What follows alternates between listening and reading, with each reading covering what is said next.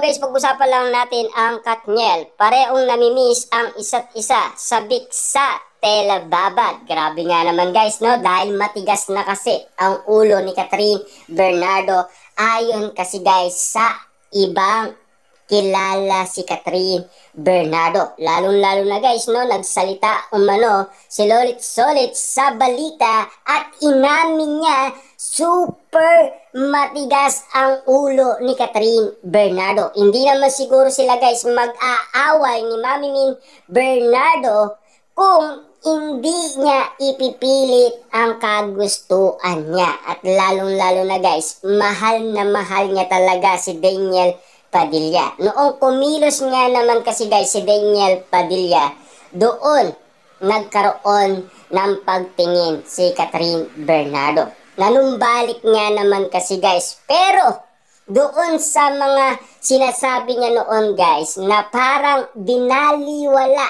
ni Catherine Bernardo. Meron pa siya guys paiyak-iyak moment nga naman kasi.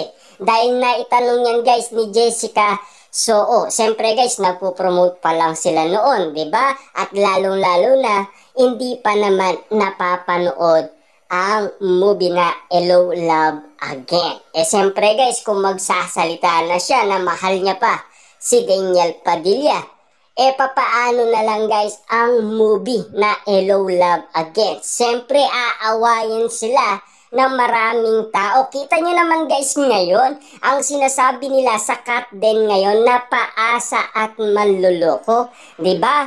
At tulad din guys na sinasabi ni Sian Gasa na Mami Min Bernardo, nasa ustong edad na po yung anak mo. 28 years old na si Catherine Bernardo, alam na niya ang tama at mali. Bakit pinagbabawalang kausapin si DJ?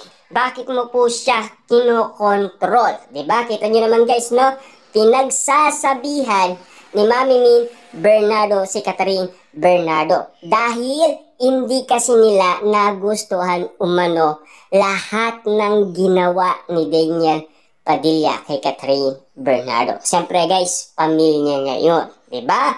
Walang karapatan ang isang Sian Gasa na magsalita kay Mami Min Bernardo. Dahil si Mami Min Bernardo lang ang may karapatan para sabihin kay Catherine Bernardo na mas bet nila si Alden Richard. Diba? Siyempre si Daniel Padilla guys may record na diba? Lalong-lalo na meron na siyang limit Kita nyo naman guys, hindi siya maka-stop sa harapan ng bahay ni Catherine Bernardo. Bakit? Siyempre alam niya na baka magalit si Daddy Teddy Bernardo. Alam niyo na siguro guys, no? Na baka susuntukin siya ni Daddy Teddy Bernardo dahil sa ginawa umano ni Daniel Padilla dahil niloko niya ang anak niyang si Catherine Bernardo. Dahil noon, na-interview yan ni Catherine Bernardo kapag daw sinaktan ni Daniel Padilla si Catherine Bernardo ay susuntukin niya. Diba? Kita nyo naman guys, no?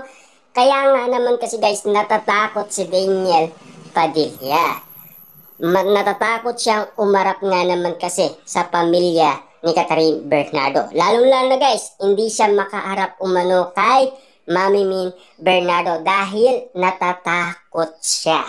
Pero ayon naman kasi guys sa iba, parang publicity lang. Parang niloloko lang tayo guys ni Catherine Bernardo at Daniel Padilla. Na ngayon guys, palakas ng palakas ang pangalan Katniel. Na ngayon guys, matunog na matunog talaga sina Catherine Bernardo at Daniel Padilla. Lalong-lalo na guys, siyempre, si Sian Gasa, nag-iingay sa social media. Pinapatunayan na hindi siya fake news, na kaya niyang patunayan kay Mami Min Bernardo ang kanyang sinasabi na 99.9% confirm na nagkabalikan ang Katniel at nagkaayos na. At lalong-lalo na guys, ayon kay Christopher Mir, meron na sila communication sa isa't isa. Kaya nga naman guys, telebabad na ang naging resulta. Kita nyo naman guys, no? Ang bilis.